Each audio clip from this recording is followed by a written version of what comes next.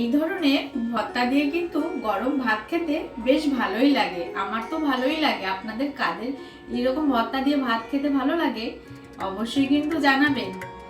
এই ভর্তাটা কি দিয়ে করেছি বলুন তো? কুমড়ো দিয়ে। হ্যাঁ, কুমড়োর এই ভর্তাটা আমি কিভাবে আজকে তৈরি করব আসুন দেখে নেওয়া যাক। আমি সেই কারণেই নিয়ে চলে এসেছি কুমড়ো। দিয়ে দিচ্ছি প্যানের মধ্যে সরষের তেল।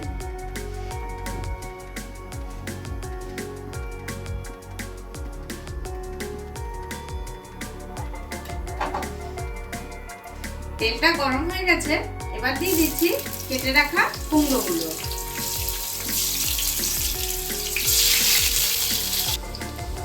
যারা কুমড়ো ভালোবাসো না তাদেরকে বলছি এইভাবে কিন্তু অবশ্যই কুমড়ো ভর্তা করে খেয়ে দেখবে, তোমাদের কিন্তু খুব ভালো লাগবে। গরম ভাতে এইভাবে কুমড়ো ভর্তা করে খেতে কিন্তু ভীষণ ভালো লাগে। দেখো কুমড়োগুলো কিন্তু আমার ভাজা হয়ে গেছে, এবার আমি এটা প্লেটে তুলে নিচ্ছি।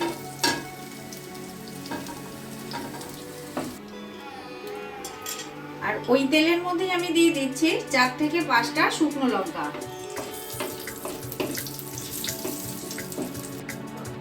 এবার দিয়ে দিচ্ছি পেঁয়াজ।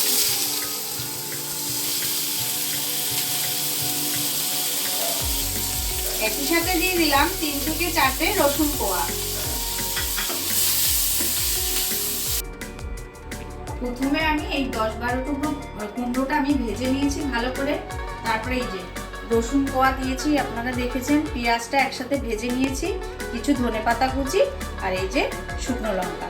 এবার দেখুন আমি এটা কিভাবে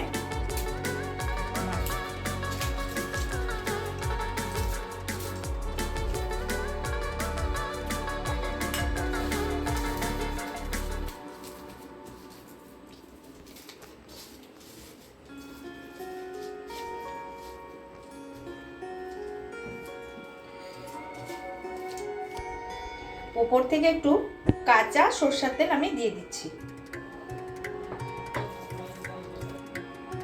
কুমড়ো ভর্তা কিন্তু আমার হয়ে গেছে। এবার গরম ভাত দিয়ে শুধু খাওয়ার পালা। গরম ভাত দিয়ে এই ধরনের ভর্তা হলে কিন্তু বেশ ভালোই লাগে। হ্যাঁ, তবে বলুন তো এটা কিসের ভর্তা?